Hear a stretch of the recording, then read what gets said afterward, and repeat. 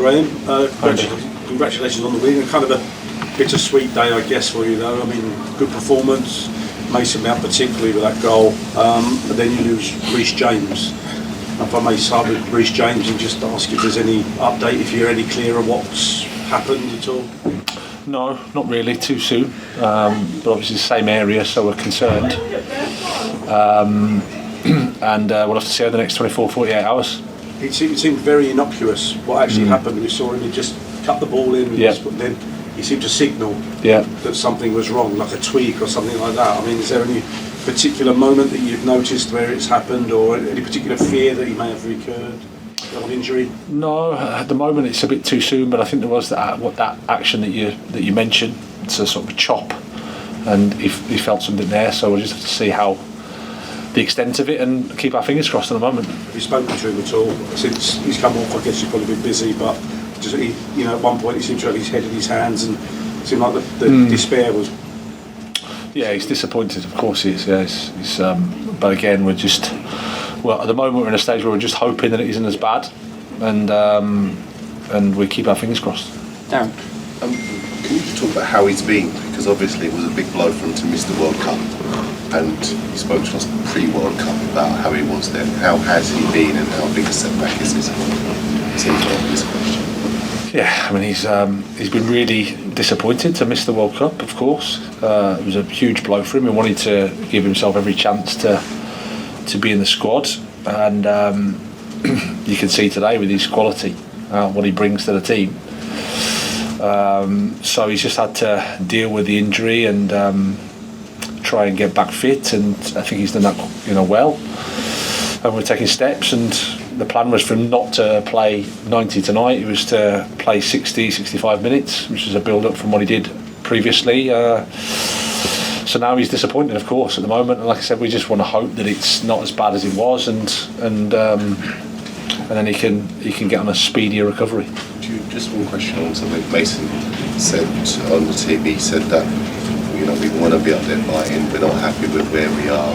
We needed this win really badly tonight. I'm assuming you echo those thoughts, that it had to be 3 points at all costs tonight, given the run of form and the failure to score in 3 games before the World Cup. Yeah. Can you just say that? No, but just sorry. Just can you talk about? Do you share those views? Can you elaborate on that? Well, you have to always look at, I think, in 2 ways. We haven't been perfect ourselves, and we can't say that we've been playing well. The last 2 or 3 weeks, at least, of the Premier League campaign before the break, we didn't perform well, and as a result, we didn't get the results we wanted. And so, you understand all the criticism that comes your way, and you understand the pressure, and you understand the expectation, and all that sort of stuff.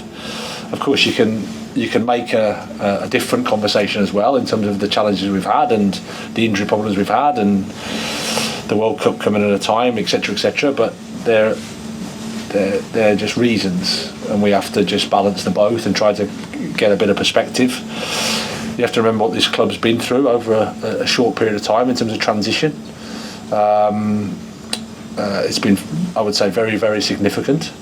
And then you have to deal with that and try to stabilise and try to improve the team, and that's where we're at.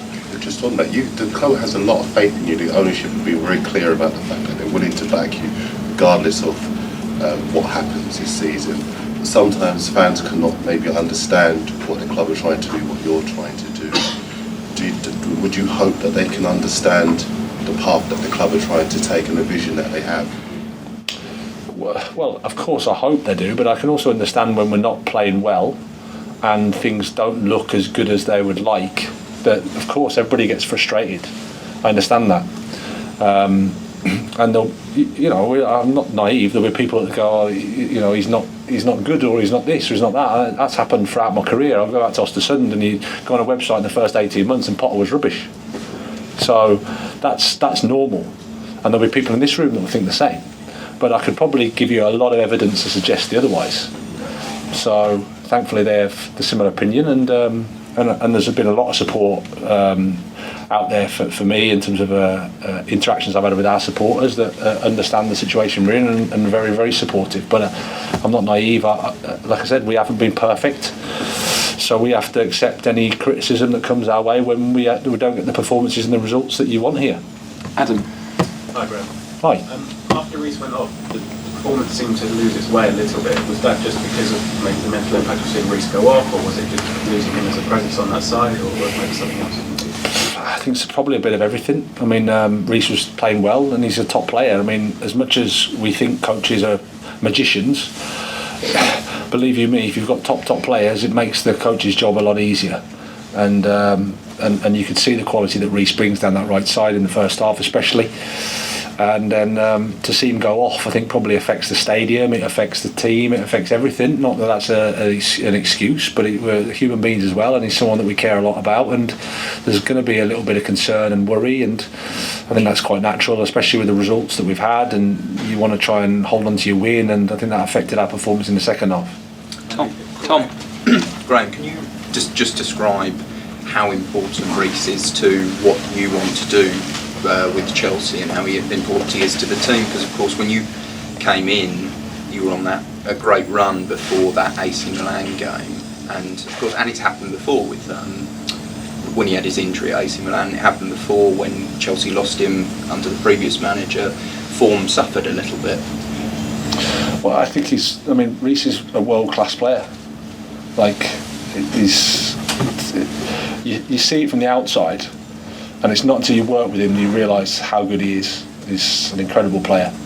So he would fit into any team in the world. He could play in any team in the world. So any team would miss him. Okay, last question in this section.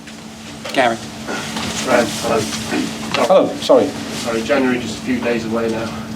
I'm sure you'll be in the market for some players. Benoit Badia Shield seems to be the closest Monaco young central defender. Any thoughts on him? Well, unfortunately my answer is I don't speak about anybody that's not a Chelsea player. There's lots of people get linked to this football club, and I'd be wasting mine and your time if I responded to everyone. I always say that the club's responsibility is to try to improve the team in every window. That's every club. But my job is, as the head coach, to try and improve the players we have here and to improve the team. So that's what I'll be focusing on.